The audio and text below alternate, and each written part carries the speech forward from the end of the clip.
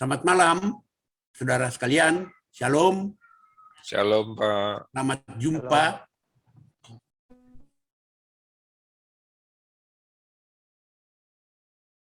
Saya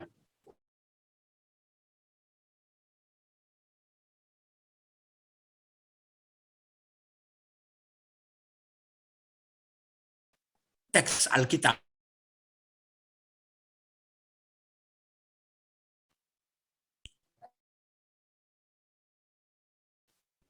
Deskripsinya cukup panjang.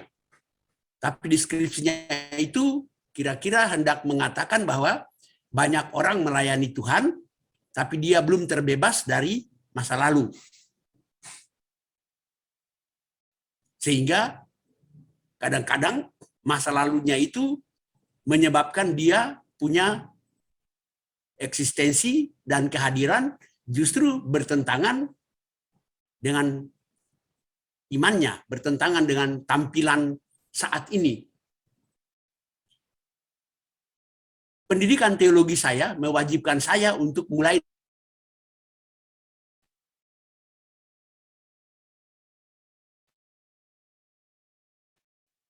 tema dan deskripsi harus menyesuaikan diri ke Alkitab. Bukan Alkitablah yang menyesuaikan diri ke tema dan teks dan deskripsi.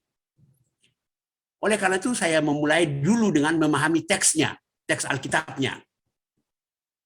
Sudah itu baru bisa dalam tanya jawab kita aplikasikan dalam konteks sehari-hari. Terutama dari pengalaman individu tiap orang. Berikut adalah bahwa kalau kita bicara mengenai masa lalu, maka sederhananya ada dua macam. Masa lalu yang enak, masa lalu yang membuat kita bangga,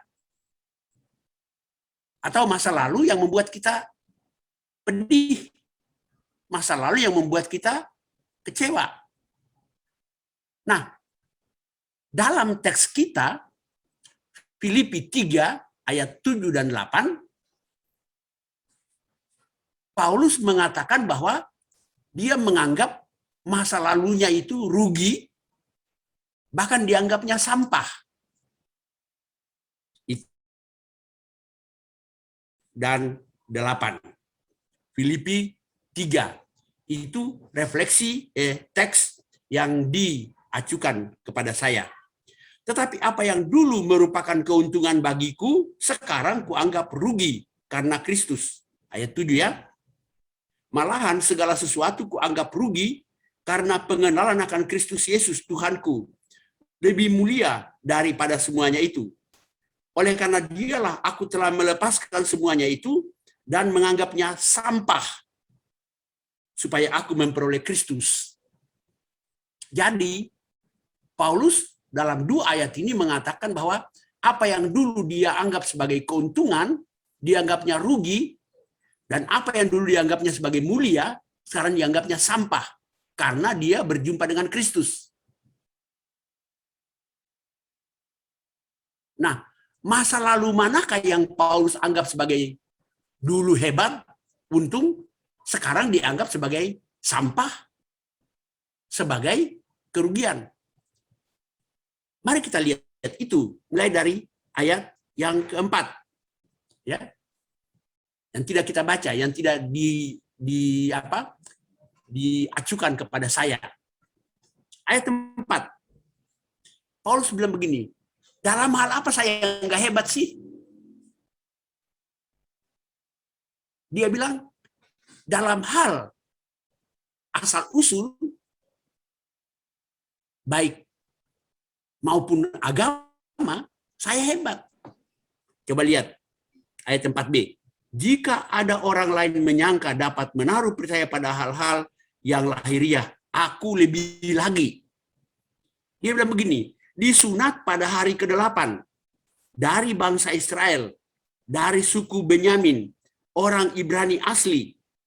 Tentang pendirian terhadap hukum Taurat, aku orang Farisi.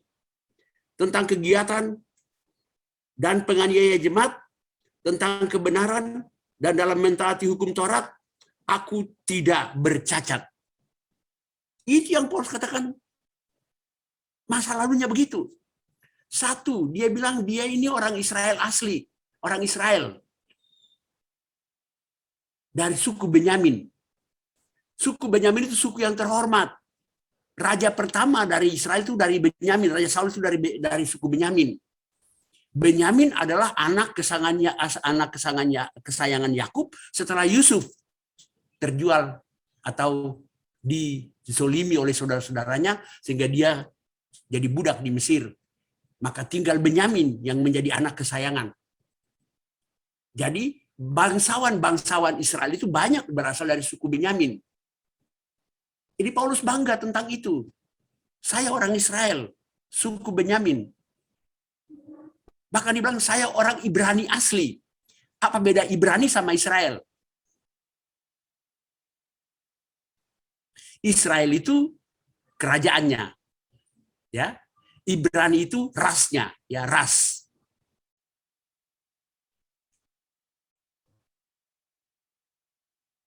Jadi saya orang Maluku. Tapi ras saya orang Maluku Tenggara gitu. Semoga ilustrasi itu nggak cocok. Cocok. Jadi Paulus bilang dari segi kebangsaan saya bangsa Israel. Dari segi ras saya Ibrani.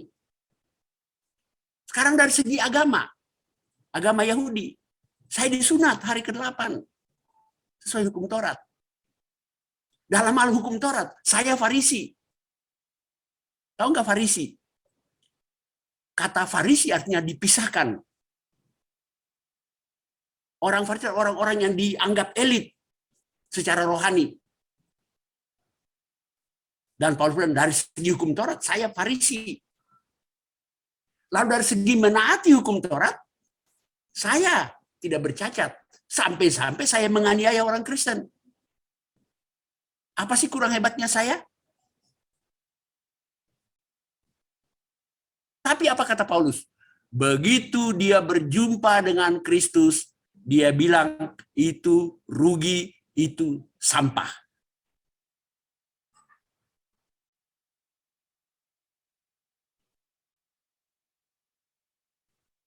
Itu konteks ayatnya. Lalu bagaimana supaya Paulus tidak terjebak dengan masa lampaunya itu? Ya. Kalau kita perhatikan dalam ayat 7 dan 8 itu ada kata-kata kunci. Coba saudara perhatikan ya, ayat 7. Tetapi apa yang dahulu merupakan keuntungan bagiku, sekarang kuanggap rugi. Ya, kuanggap rugi. Kata kuanggap 2 kali ya, ayat 8. Malahan segala sesuatu kuanggap rugi karena pengenalan akan Kristus Yesus. Itu kata menganggap yang kedua. Lebih mulia daripada semuanya. Oleh karena itulah aku telah melepaskan semuanya dan menganggapnya sampah. Paulus tidak terjebak pada masa lalunya karena kata kuncinya 3 kali dia menyebut situ, menganggap. Dia menganggapnya rugi, ya. Dia menganggapnya sampah, ya. Apa artinya menganggap?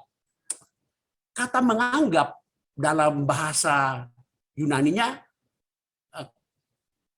punya makna yang beda dengan kata menganggap yang sering kali kita pakai dalam hidup sehari-hari, ya. Kecopetan di bis, sudah kecopetan baru, anggaplah sumbangan. Bukan begitu. Ya. Anggaplah. Bukan. Kata menganggap dalam bahasa Yunani berarti melihat sesuatu dari sudut pandang yang lain, ya. Menganggap dalam bahasa Yunani di sini berarti melihat sebuah realitas dari perspektif yang lain. Itu makna kata menganggap. Ya. Jadi kata kuncinya adalah supaya orang tidak terjebak oleh masa lampaunya, dia harus melihat masa lampaunya itu dari sudut pandang yang lain. dia mesti merubah sudut pandangnya. Selamanya dia melihat semua itu hebat, keren. Sekarang dia mesti melihat dari sudut pandang yang lain. Sudut pandangnya dia ubah. Perspektifnya dia ubah. Dia lihat itu malah sampah itu. Lalu kata kunci kedua adalah melupakannya. Melepaskannya ya, melepaskannya. Ayat 8 ya.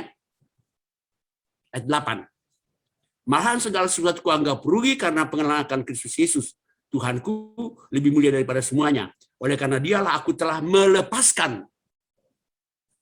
Untuk tidak terjebak pada masa lalu, tidak cukup hanya dengan mengubah sudut pandangnya. Tidak cukup dengan hanya mengubah perspektif. Setelah kita mengubah sudut pandang, setelah kita mengubah perspektif, kita harus rela melepaskannya. Membuangnya.